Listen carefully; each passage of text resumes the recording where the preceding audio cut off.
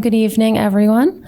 Welcome to the 9/11 Memorial and Museum. My name is Dalia Azaran. I'm the Director of Public and Professional Programs here. And I want to say a warm welcome to our museum members and to viewers tuning in on our live web broadcast. We are honored to have you with us here this evening for a program that reflects on the museum's ongoing commitment to exploring the complex global events that continue to shape our world in the wake of the 9/11 attacks. Tonight, we are joined again by Bernard Haykel, Professor of Near Eastern Studies at Princeton University, to discuss the current state of the Middle East. We have had the pleasure of hosting Professor Haykel on numerous occasions here to help us better understand the region. This moment, though, feels as transformational and uncertain as any in recent memory. So we are incredibly appreciative that you are joining us today to share your thoughts and your insight about today's world, its challenges, and what's going on beyond the headlines. Please join me in welcoming Bernard Haykel in conversation with Museum Director Clifford Chanin.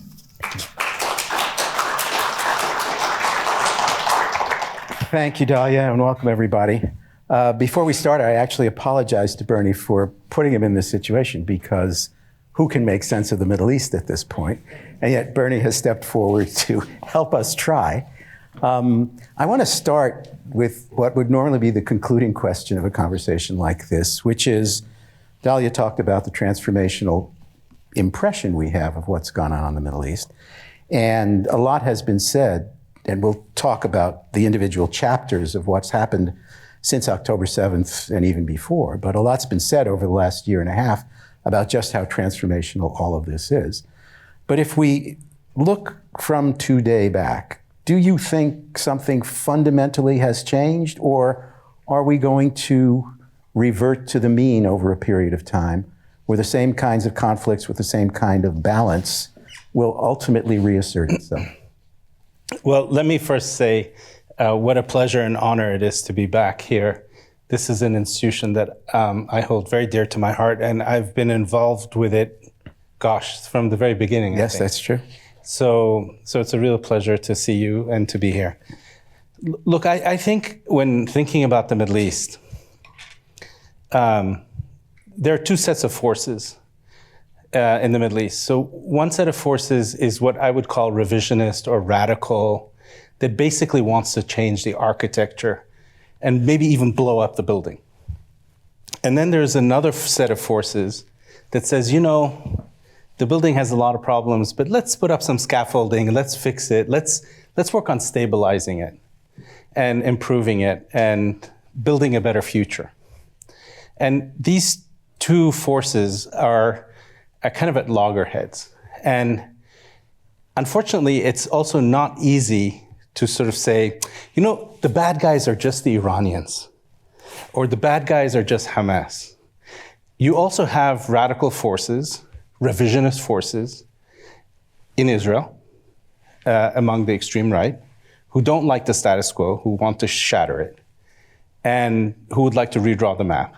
Hamas also wants to redraw the map. Iran wants to redraw the map. And then now in the United States, it's not clear, well, you know, there are groups around President Trump, people around President Trump who are more for stability, and others who are like, let's blow this place up and maybe something better can come of it. So you have these groups or these people with ideas, and they are contending with each other. At the moment, what has happened is something quite transformational and disruptive, and that is that one group of the forces that want instability have been defeated. And so Iran and its proxies, and by that I include Hezbollah in Lebanon, the Shiite militias in Syria and Iraq, and Hamas in the Palestinian territories, and to some extent the Houthis in Yemen, have been very seriously weakened by Israel. And in Israel itself, I think you still have a tussle between people who are on the extreme right and people who are center right. Most Israelis have moved to the right because of a deep sense of insecurity, a deep sense of trauma as a result of October 7th. So we have a lot of moving parts, and it's not clear the dust has certainly not settled. Now, the forces of stability in the region, I would say, are surprisingly kind of old authoritarian monarchies like Saudi Arabia, the UAE, who basically want to do business. They're desperately worried about the energy transition and the fact that fossil fuels may become obsolete or valueless. And they're desperately trying to fix their country so that they can manage the energy transition and move away from dependence on fossil fuel. And so for that, they want economic development, diversification of the economy, they want regional hub, et cetera. And so those are the forces that are more for status quo and stability than any of the others in the region. And it's not clear who will ultimately win out. The short answer, though, to your question, which is a big question, in my opinion, is that as long as the Palestinian issue, which is the question of the self-determination of the Palestinian people and the creation of a viable Palestinian state, as long as that issue is not resolved, you will have spoilers in the region who will constantly bring it back and constantly use it in a very opportunistic and instrumental fashion to sow discord, to sow violence, to create instability. And so that's an issue that I think has to be resolved for those who want stability, who want the place to kind of move on and the scaffolding to be built to happen. So you wrote at one point that Hamas's October 7th attack accomplished the movement's principal goals. It reestablished the centrality of the Palestinian cause in Arab and Muslim politics. And I guess Hamas certainly seems to think so, in spite of sort of the catastrophic destruction and losses it suffered. Is that still true, though, that Hamas's vision of what it would accomplish by October 7th, has it been realized? So we have to go back a little bit in time. On October 6th, the question of the Palestinians and whether there would be a Palestinian state had basically become a very marginal subject of discussion. You had an interview on Fox News in September, so a little less than a month before October 7th, with the Crown Prince of Saudi Arabia and one of the Fox News anchors called Brett Baier. And essentially, the Crown Prince of Saudi Arabia said, "You were nearly there. We're going to normalize with Israel." And there wasn't much talk at all about the Palestinians. And it seemed like that was going to happen, normalization between Saudi and Israel. And if that happens, you have basically the most important and wealthiest Arab and Muslim state essentially saying, Israel's fine, without a Palestinian state. And that's something that was unacceptable to both Hamas and to all Palestinians, frankly. And so the Hamas attacks definitely brought back the question of Palestine to center stage.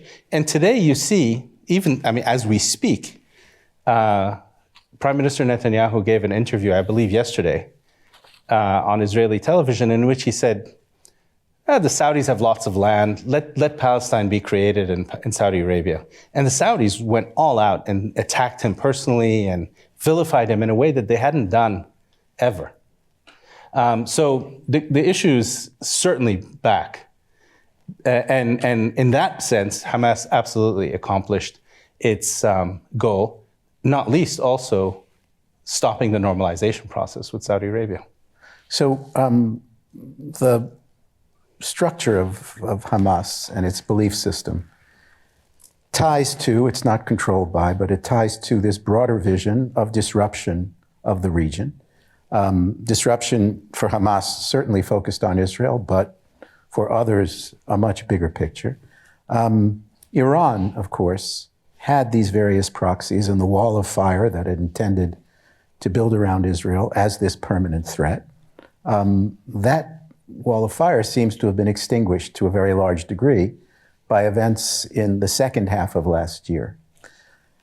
Where does Iran now go in light of these losses? Do they acknowledge this as a loss? Has their own sense of what's possible changed because of the clear, at least tactical losses they've suffered, perhaps strategic? What's Iran thinking now in light of what's happened over the last 15 or so months? So the Iranian regime is a theocracy, and it's built on the ideology of a religious cleric called Ayatollah Khomeini.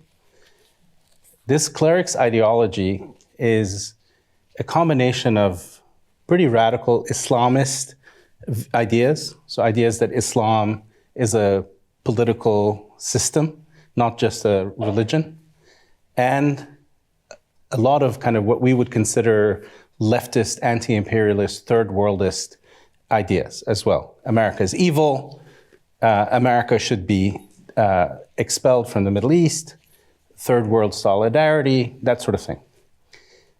For him, for Khomeini, and for the present Iranian regime, Israel's very existence is a material representation of America's power and America's ability to be the hegemon in the Middle East. So Israel has to be destroyed. And this is something that Iran shares with Hezbollah, but also with many other Islamist movements, the Houthis in Yemen and so on. So what the war has shown very clearly is that Israel cannot be destroyed.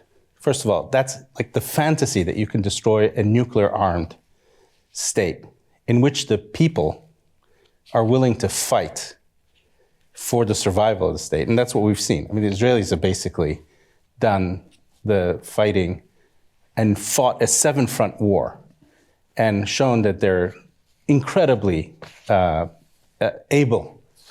The intelligence, the technologies that they have, the willingness to lose men and women and so on, that shows you that Israel cannot be destroyed. And that's a kind of a thing that people in the Middle East and other places indulge in. But by the same token, what I think the Israelis have not fully understood, at least on the right of Israel, is that the Palestinians cannot be eliminated either. And that the Palestinians are willing to suffer endlessly to remain remain steadfast in their determination to exist as a people and to have a state. And so what you have are two camps, both what I call eliminationists. They basically want to eliminate the other. And neither can or is able to. And I think that is where kind of cool, level-headed people and leaders, and I certainly think the American administration under Biden certainly felt that way. Now I'm not sure with Trump. I think there are two camps around Trump on this, is that you need to solve the Israeli-Palestinian conflict and not indulge in these fantasies of elimination for the region to move on. And that in both cases, for the Palestinians and for the Israelis, to accept each other is the only way either is going to, survive and thrive. It strikes me that the reality of that need and the reality of the separation being as great as it's ever been between the two peoples is itself a contradiction coming out of the fighting. That is to say, given the level of response in Israel to October 7th, given the level of destruction and suffering of the Palestinians in the 15 months since, these are not things that pull them closer together. True. No, and that's absolutely true. But my father is a French Lebanese, and he grew up in French schools hating the Germans. He was taught that the Germans were evil and they had to be eliminated, and they had all kinds of bad words for the Germans. And the Germans and the French are now at peace and have been for a long time. Of course, they paid a heavy price to get to that. So, one could live in hope that, eventually, cool-headed people on both sides, and by the way, they do exist. There are Israelis, including the top security people in Israel. If you talk to any of the former intelligence chiefs of Israel, major army generals and so on, most of them, basically acknowledge that there is no military solution to their problem. and that they have to come to a political settlement. And on the Palestinian side, I think people like that also do exist. I mean, we have someone in Princeton right now, a former Palestinian prime minister of the Palestinian Authority, Salam Fayyad, who I would encourage you to invite as well, who's absolutely for, ending this conflict and seeing no purpose being served, but by its continuation. Yeah. And yet, there are hiccups that are coming up, whether it's the delay of the hostage exchange announced today, the Trump announcements about Gaza. I won't call it a plan because it's not clear what it is. Do you see any possibility, it doesn't sound like you do, in terms of what the president's been speaking about for Gaza as even remotely possible? Yeah, so it's very hard to know, with President Trump, whether he means what he says. I think that one thing about him, though, is pretty clear, and that is that he has, what should we say, personal ambition, a degree of narcissism, Nobel Prize desires. He's not going to get the Nobel if there is no solution to Arab-Israeli conflict. I mean, I don't think the Saudis, who are the key kind of actor right now, will ever normalize without something given to the Palestinians. And so he can turn on a dime and he can start saying to the Israelis, you know what, we need to solve this because I want the Nobel. Certainly, as you know, President Obama got the Nobel and he can't possibly not have something that President Obama has had, right? So there's something to work with there.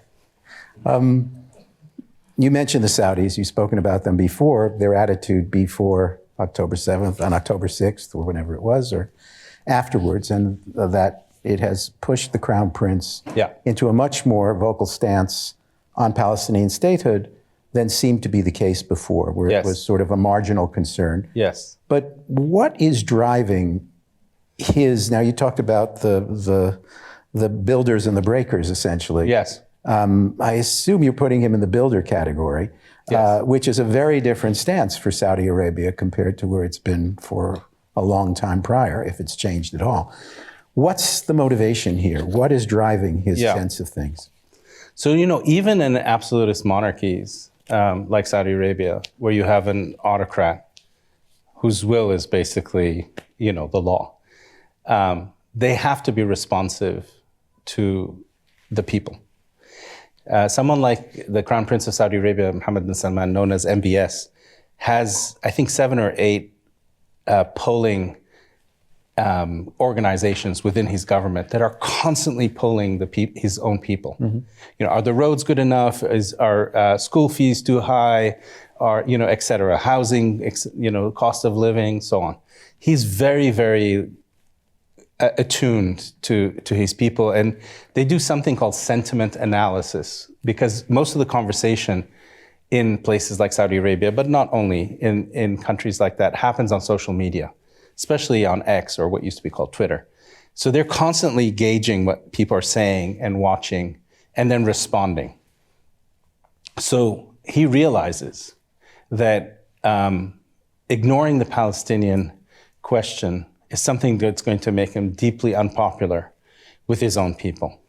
And so he can't, the daylight between him and his own people cannot be too vast. There has to be, he has to kind of remain consistent with that feeling. And I think what this says to you, a couple of things I would say about it. First, that we in the West have to accept, whether we like it or not, that the question of Palestinians is something that resonates very deeply with Arab and Muslim populations for any number of reasons. Some of it could be for civilizational reasons, religious reasons. It could be that they see victims of Western power, what have you. Jerusalem is an important site for them. There are any number of reasons. And the images that have come out of Gaza, especially because of social media, have made what they see happening an immediate, constant reality in their lives. And what it has done in places like Saudi Arabia is that young people, the majority of the people in Saudi are young, were not politicized. They were interested in, football, soccer, video games, what have you, fashion. But the Gaza situation has politicized the young people, which was not the case before October 7th. And so this is what these people like MBS and others are having to respond to. Even the UAE, for instance, criticized Israel yesterday for what Prime Minister Netanyahu said. So, that's the kind of reality of the region. And so I think that he will not, he could be easily assassinated if he breaks with his own people, as happened with President Sadat in 1981 when he was assassinated in Egypt. These people kind of have to engage and respond. And that's what I think he's doing. Is that something you think is, you said before, it can be overcome if there's an agreement and such, but is his popularity otherwise such that, assuming he takes care of this, that the younger generation is actually supportive of what he's trying to do in changing the country? So we don't have accurate polling data from anywhere really in the Middle East. And also, I think in societies like Saudi Arabia, but also other countries in the Middle East where you have authoritarian regimes and where polling is not a kind of common feature of society, you have what is called preference falsification. So you come up to a person in the street and you say, what do you think of this? And they're like, they'll say, well, what does he want to hear me say? And then they'll say it, right? So there's a lot of that going on.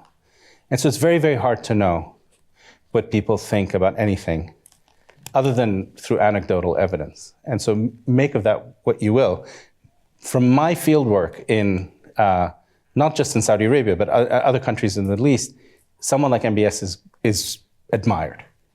He's admired because he's seen as the strong man who's radically engaged in the fight against corruption in his country and is trying to modernize it, and he's trying to bring entertainment and contain the radical extremists. And so he seems very popular. He's certainly also extremely popular with almost any woman I've ever spoken to in the kingdom, because women's rights, from driving to the question of guardianship, traveling on their own, which is their male relatives can control them and so on, and how they move and what they do. All of that has been kind of attenuated or diminished. That power has diminished, and all thanks to him, or at least that's how it's seen. It's thanks to him. So many women really adore him. I've had experiences with women where they say, I lived under this oppressive father who was, just suffocating me, and then this guy shows up and he's like, you can do what you want. Go out into the labor force. And so they love him for that reason. You mentioned before the salience of the Palestinian issue across the region. And yet the Arab countries, I should say, that had relations with Israel pre-October 7th, none of them has broken those relationships. Yes. I can't imagine the relations are as tight as they might have been, but they have been maintained. And as far as I can tell, they've never really been under threat in spite of everything that's happened between Israel and the Palestinians and the Israeli impact and attacks on Gaza. That's true. But, they do have, they do, with the exception of the UAE and Bahrain, I think most of them have what one would call a cold peace. Mm-hmm. So even with Egypt, and Egypt normalized relations with Israel in 1979, the Camp David Accords, you've never really had large numbers of Egyptians coming as tourists or, major trade between Israel and Egypt. It's been a very cold peace. And I think that one of the reasons why also countries don't break with Israel is because, you break with Israel, you're also sending a message to the United States, because the United States is the patron or the godfather of these peace agreements. So if you break with Israel, you're in a sense giving the finger, forgive me, to the US. Mm-hmm. And you don't want to do that. Especially, let's say, if you're Egypt, where you're relying on several $1 billion of aid every year from the US. And yet the pressure on them has been such that there are risks of destabilization. Yes. They've turned down these requests to accept Palestinians, whether during the fighting or since, temporarily or otherwise. because... That's more complicated. Yeah, go ahead. Yeah, that's a more complicated question. So, and it's complicated in two ways. So one reason why they don't accept Palestinians is because they believe that by accepting Palestinians, they're in a way helping the grand Zionist program of expelling the Palestinians from what is Palestine, historic Palestine. And so they don't want to help in that. So they're seen as traitors if they accept Palestinians in their territories, which is why they have prevented that. I have no doubt if the Egyptians had opened the border, most people in Gaza would have left. Like when there's a war in Lebanon, most Lebanese also leave if they can. Anyone who could leave would leave. The other aspect, though, of it is more nefarious and disgusting, which is that the Egyptians, in particular, at a very high level, take $5,000 from every Palestinian who wants to leave Gaza. So they've made it, I mean, the elite top echelon of the Egyptian government has made a fortune out of basically, milking the Palestinians. It's a ransom. Yeah, it's a ransom, exactly. Yeah. Exactly. Take us to Lebanon and Hezbollah, which was the strongest fire in the ring of fire, yes, or presumably, has been badly damaged. It's hard to know exactly how much so, but certainly they accepted a ceasefire, countering their previous statement that they would never accept a ceasefire until the fighting stopped in Gaza. They were forced essentially to do that in spite of their prior declarations. The head of the organization was killed and the top leadership has been decimated.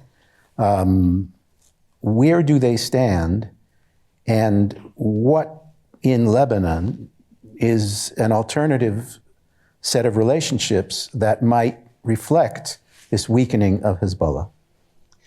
Yeah, I wish there were a straightforward answer to that question. So again, let's look at the history of Hezbollah for a second, just to give you some background.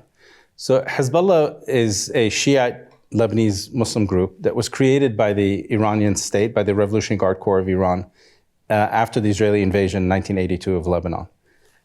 So it's created around 1983, formed a militia, but also a social movement.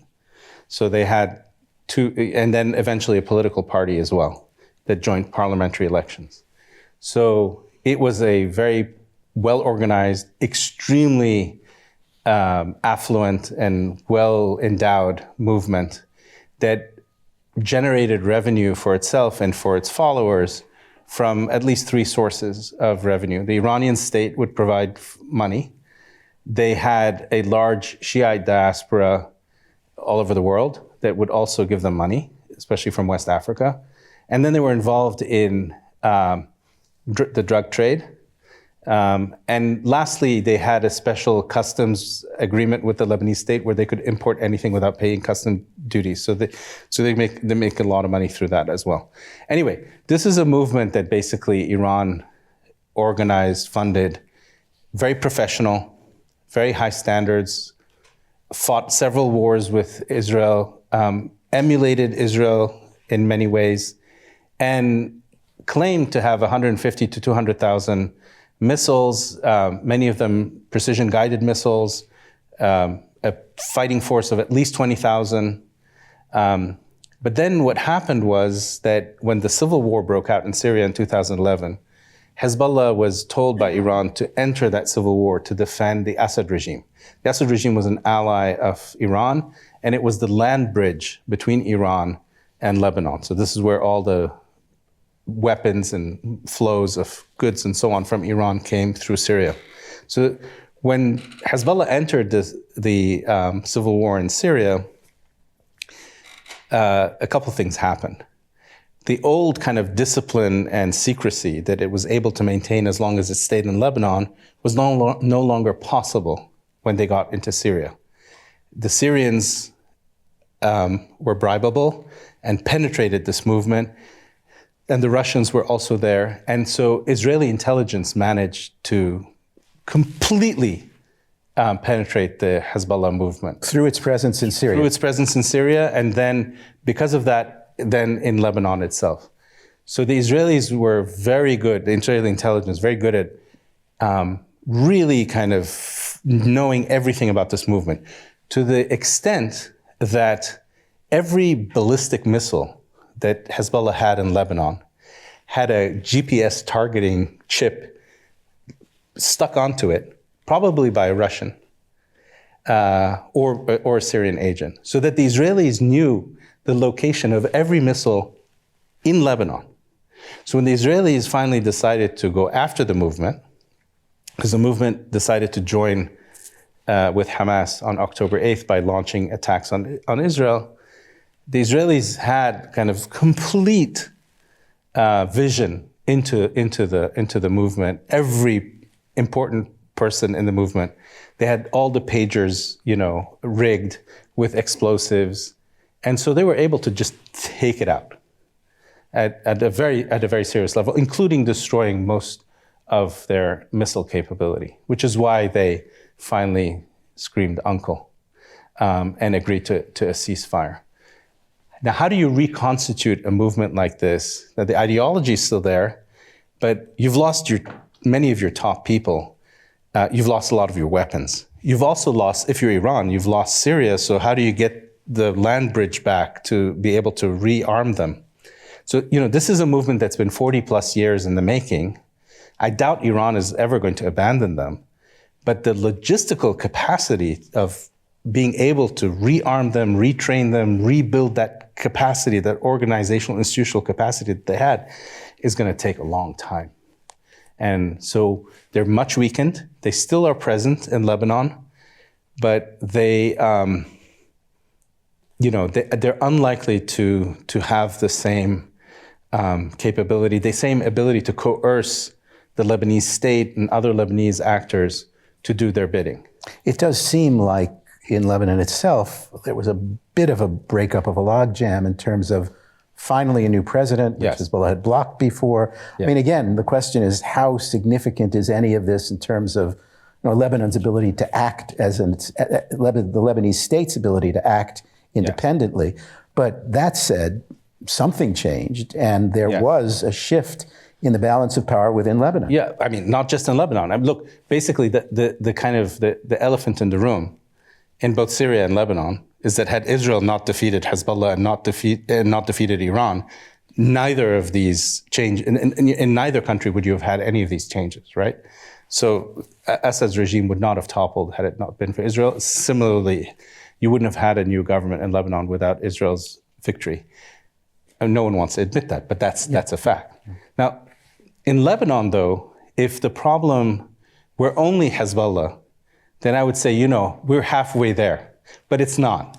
The problem with Lebanon is that you have a kind of a kleptocratic oligarchy. So that means super corrupt ex-warlords, political leaders who essentially suck the state and the people.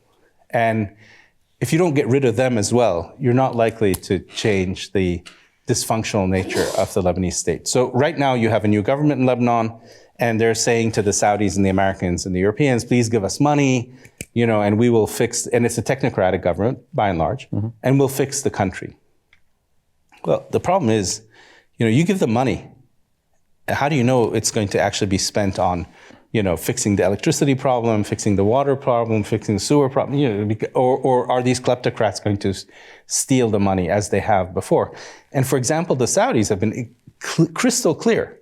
Like, if we don't see actual reform, meaning institutions, lack of, end of corruption, and so on and so forth, we're not giving you anything.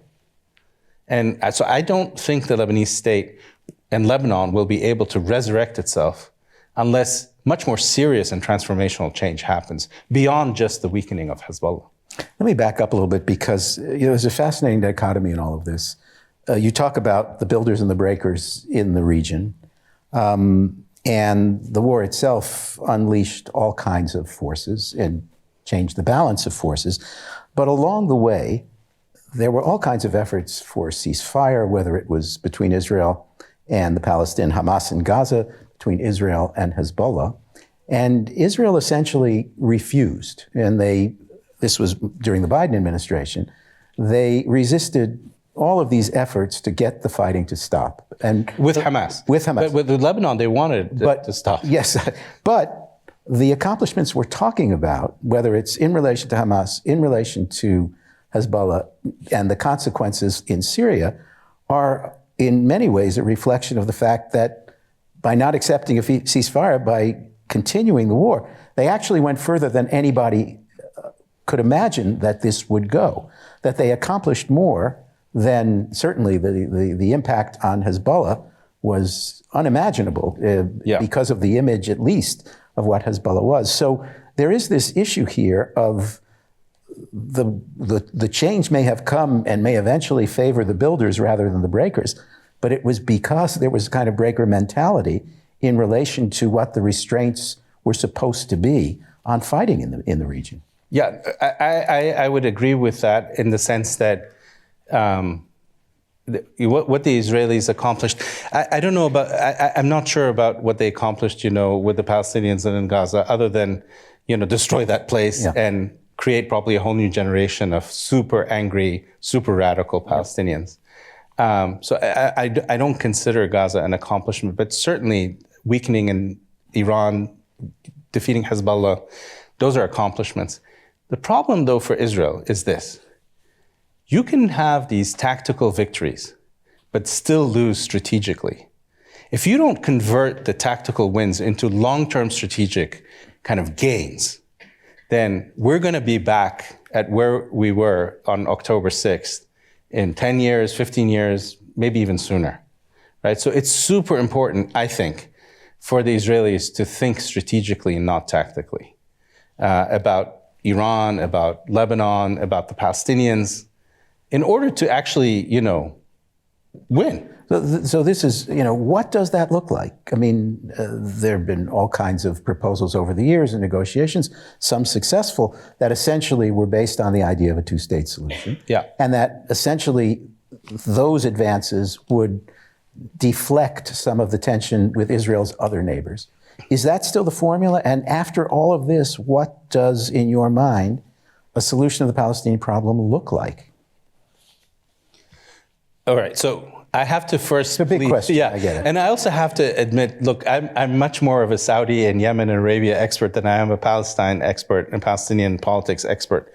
But I think that what needs doing is some really imaginative and creative thinking, meaning that the Palestinians need to be given something that can grant them the desire for sovereignty, which means, you have a passport, you can travel, you have civil rights.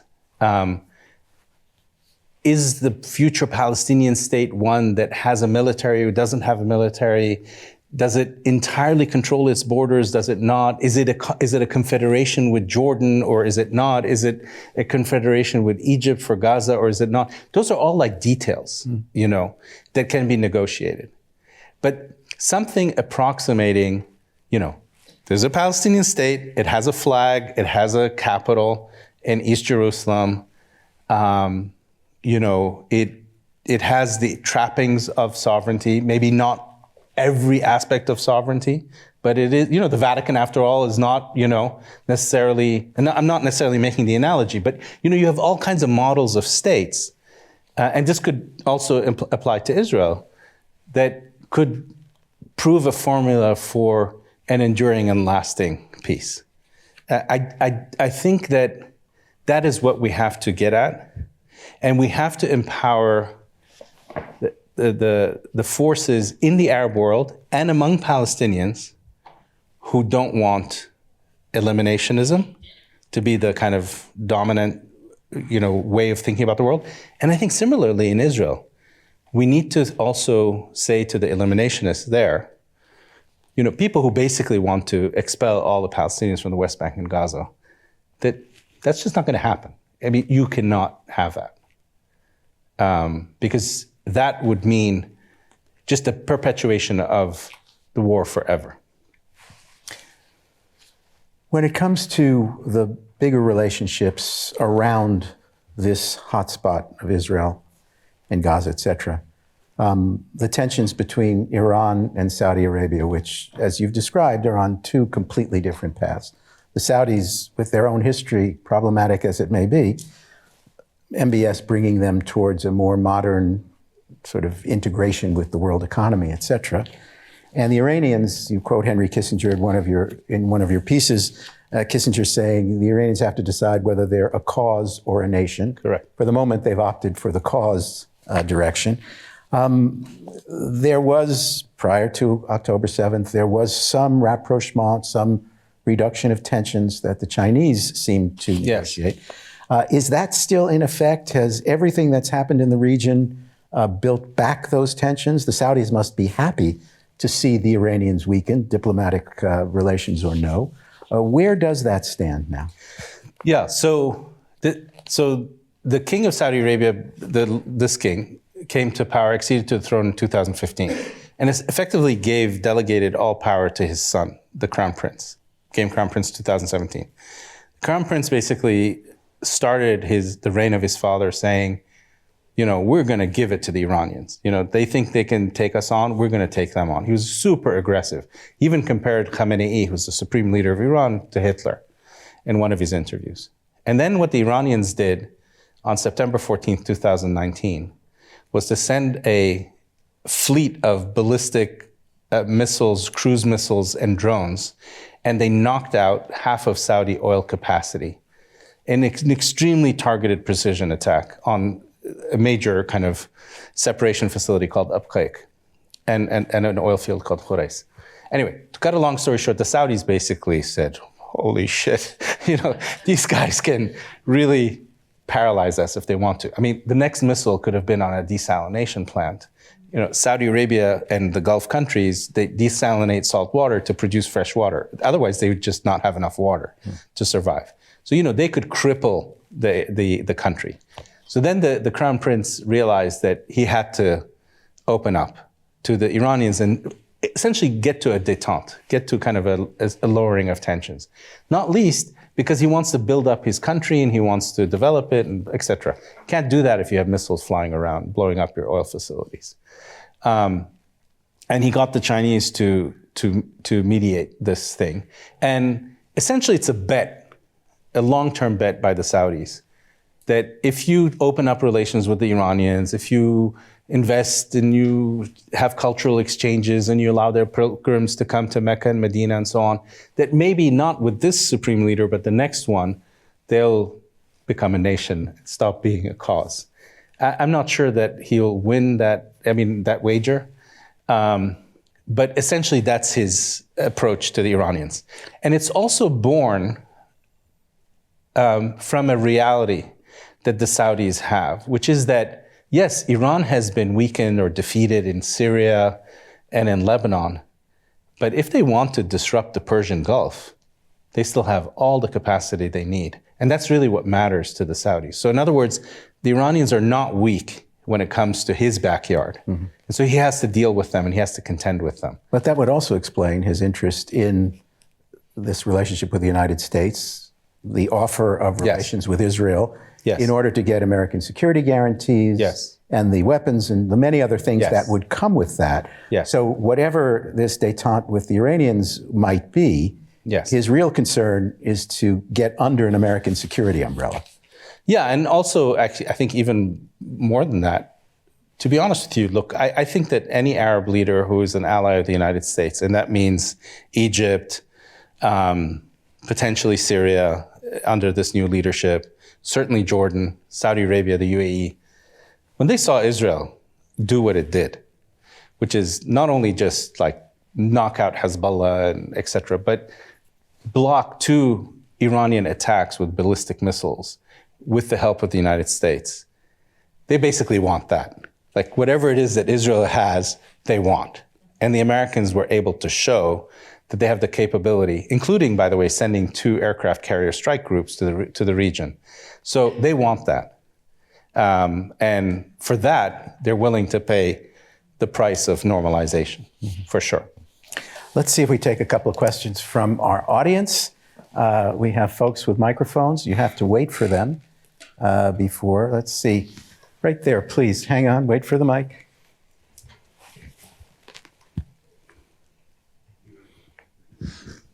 Good evening, and thank you for joining us. When I went to Israel and the West Bank, I did not go to Gaza. The thing that stuck with me when I spoke to my Israeli and Palestinian friends, the elephant in the room, as it were, was this issue that you've brought up a couple of times of Jerusalem, that all other issues could be eventually somehow, some way resolved, but not that issue. I am a Catholic historian, and I think your analogy with the Vatican is excellent, really spot on. Is there a chance to pursue such a thing? Is it the number one sticking point that I sometimes think it is?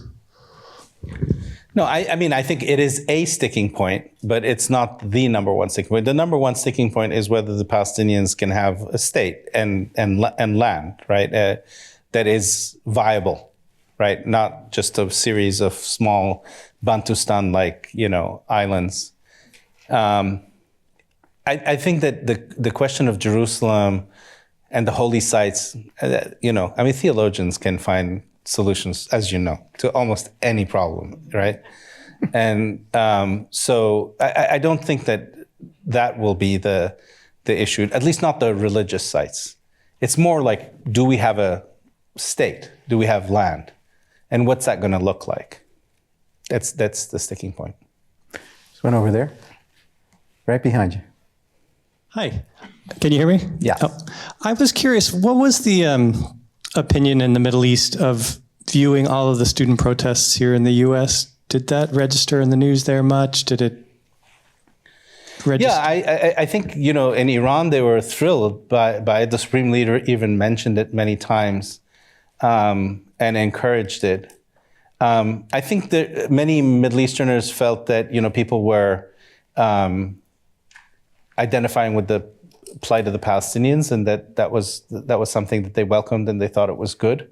I'm not sure the leaders of the Arab countries were particularly thrilled by any kind of popular form of mobilization for rights and political representation, all that sort of thing. They don't like that. They certainly don't want it in their country.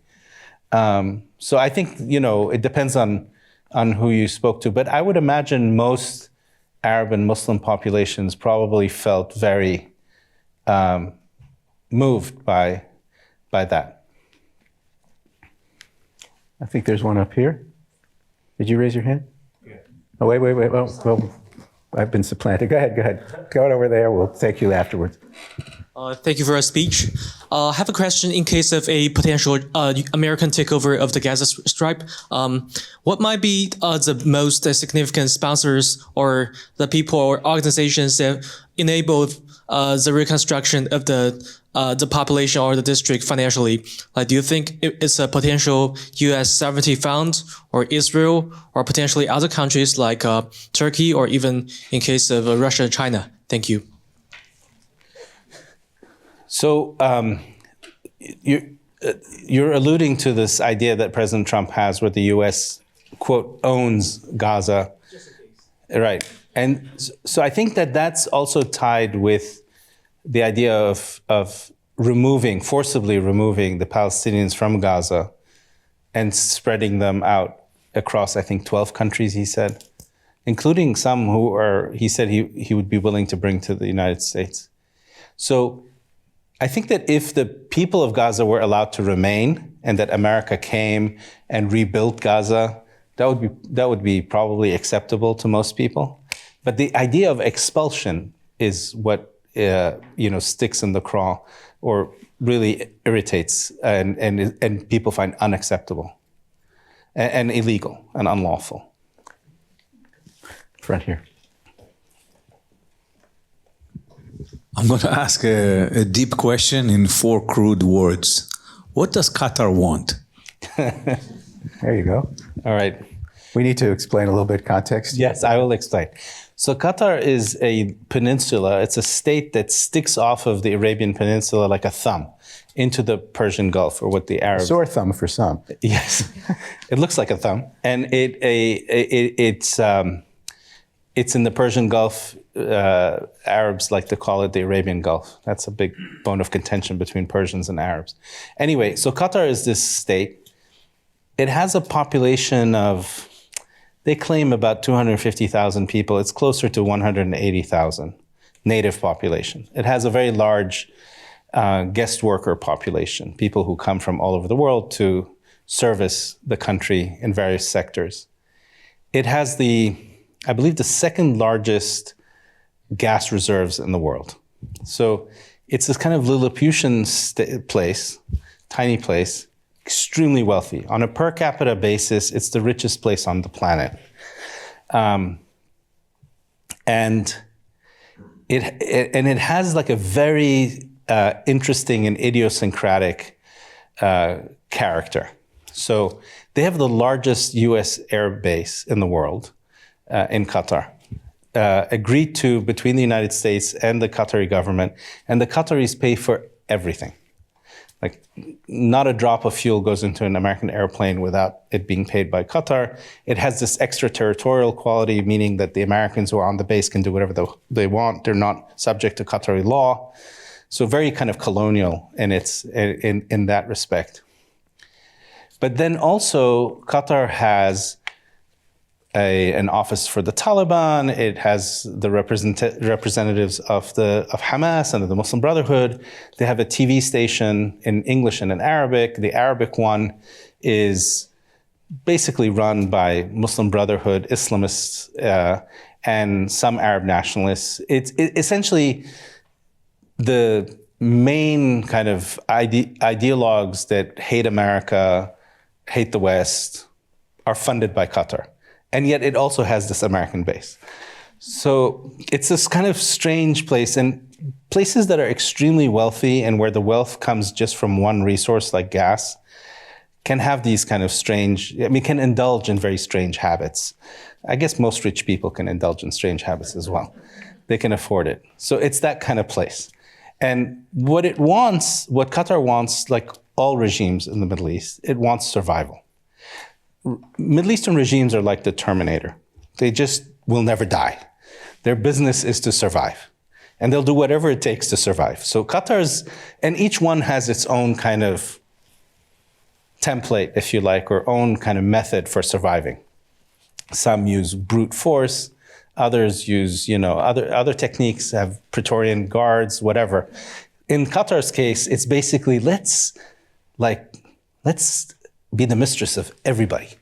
Let's play footsie with everybody, with the Americans, with the radical Islamists, with the Arab nationalists, with, Hamas, basically the Iranians. And that's its kind of formula for survival. It's an interesting country, but it's in trouble because it's strongly associated with the attacks of October 7th. And I think it's going to be facing a lot of tension and challenges as a result. To be fair, though, because they have access to everybody, let's say. Yes. I mean, they've been a key negotiating partner in relation to the Taliban and the U.S. Yes. They are the base for Yes. the negotiations between Israel-Hamas, in direct negotiations. Yes. So they are playing that. Yes. But you're saying they seem to have boxed themselves into a corner. Well, if you talk to the Qataris, they say, look, we're only doing what the Americans tell us to do. We're just a client state. And, the Americans want us to talk to all these nasties, and that's what we do. Yeah, there's some truth to that. But let's just say that their flirtation with some of these characters goes a little beyond what the Americans are asking of them. Nice. That's maybe a political way to put it. I think we'll try one more in the back there. There's a hand and there's a mic. Put in your hand. Hello. Is there a future for UNRWA within Israel and Gaza and the West Bank? And what is the take of the Arab world on the UN as a whole? God, the second question is a pretty big one.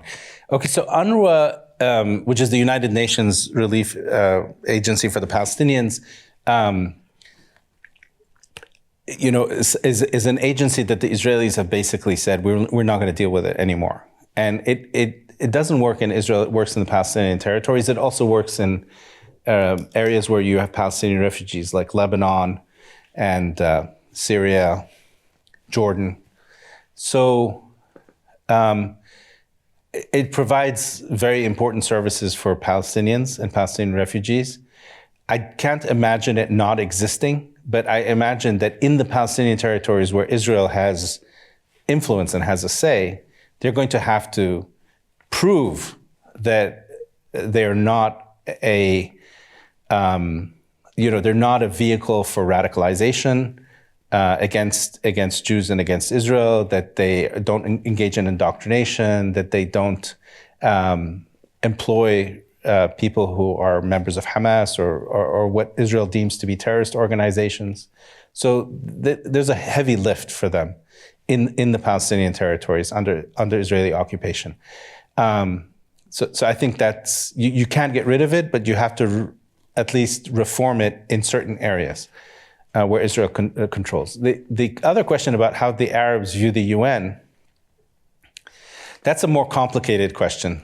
I mean, essentially the UN has like two aspects to it. You have the Security Council, and then you have the General Assembly. So the General Assembly, you have votes all the time against Israel, and everyone's happy about that. But essentially, it's a paper tiger. It's the Security Council that really matters. And there you have the 5 permanent members, the US, Russia, China, France, and the UK, who have this veto power. So any resolution that comes out of the Security Council can be vetoed by one of these 5 countries. And that is something that many people, not just Arabs and Muslims, but many people in the third world, including, Indians and Indonesians and others, do not like it, because they basically feel that the 5 powers that essentially won World War II still control and set the agenda for the rest of the world and prevent, whatever it is that they want to happen to take place at the UN.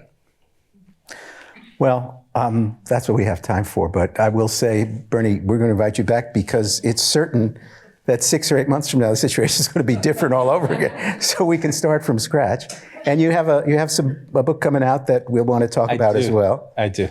And so we'll do another chapter in this, I hope, sometime soon. But thank you all for coming. Think about becoming members of the museum if you're not, and join me in welcoming Bernie Haykel.